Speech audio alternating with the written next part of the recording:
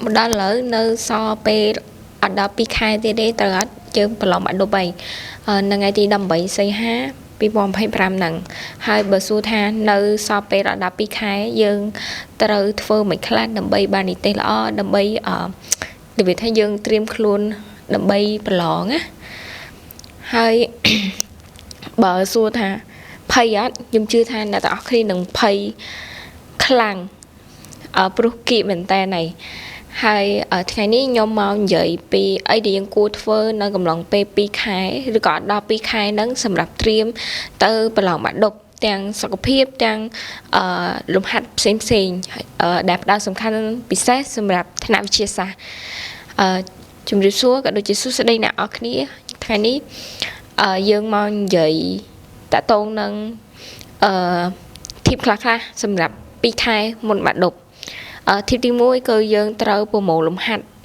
chỉ sẽ ở lùm hạt kênh vừa lùm hạt kênh đã bán cho ra tới bật tục dương nâng cù tam nâng đá hơi sầm rạp mua chia rụp kim mí chi vét dùng cái than là ở khi nâng thua lùm hạt bán cho ra bị cả riêng cua có đôi chia riêng nâng nông xà lá hay đừng trắng dương chắp đam vô lùm hạt bị khăn nông vì nhà xa cầm nẻ 150 mũi mà thua ở ban phơi ban piไปดองกับbanใดดำไปឲ្យทางយីចាំដៃយើងដឹងពីរបៀបកណ្ដូរជាតិចនេះខ្លះដែរដោយសារតែឆ្នាំមុនមានចាញ់លំហាត់ពីឆ្នាំមុនអញ្ចឹងយើងវាមានភាពងាយស្រួលក្នុងការធ្វើហើយសម្រាប់មុខជាតែងដូចជាជីវៈហើយប្រវត្តិមុខជាហ្នឹងយើងគួរតែចាប់ផ្ដើមតែងពីលើបើសួរថាពីខែហ្នឹងvì ban làm ẩn ẩn và có thể ở đây bắt tay dương tay ở banច្រើនហើយព្យាយាមរំលឹកវាឧទាហរណ៍យើងតែងពេលយប់ពេលព្រឹកយើងរំលឹកវាមកដោយសារឥឡូវយើងមានពេលច្រើនហើយឆមាសទី2ក៏ចាប់ដែរហើយយើងអន់តែងថាសម្រាប់ក៏បានដែរដើម្បីឲ្យយើងបានសំណួរច្រើនហើយជាពិសេសកុំភ្លេចឲ្យសោះយើងត្រូវមើលពីក្នុងអត្រាកំណែដែលធ្លាប់ប្រឡងចេញពីបាក់ឌុបហើយមួយទៀតសម្រាប់មុខវិជ្ជាភាសាបរទេសខ្ញុំបដោតទៅភាសាបារាំងឥឡូវហ្នឹងយើងគួរតែលើកយកវិញ្ញាសាមកធ្វើទាំងអស់មកហើយភាសាអង់គ្លេសក៏ដូចគ្នាដែរប៉ុន្តែបើភាសាបារាំងយើងគួរតែបដោតទៅលើការសរសេរសំណេររបៀបថាយើងត្រូវរៀនសរសេរបាន 3-4 ប្រធានបទទៅកុំឲ្យយើងទៅទេស្អាតពេលយើងទៅប្រឡងអញ្ចឹងហើយមួយទៀតយើងនិយាយពីសុខភាពបើសួរថាត្រូវត្រៀមដែរមែនសុខភាពហ្នឹង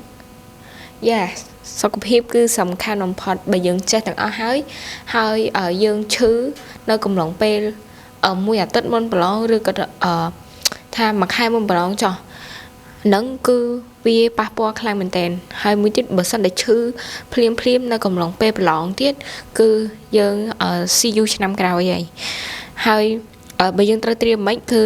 យើងឆាប់គេងឲ្យបានគ្រប់គ្រាន់គេឲ្យបាន8ម៉ោងក្នុងមួយថ្ងៃហើយយើងញ៉ាំអាហារឲ្យទៀងកុំព្យាយាមញ៉ាំអាហារណាដែលប៉ះពាល់ដល់សុខភាពហើយមួយទៀតយើងត្រូវតាម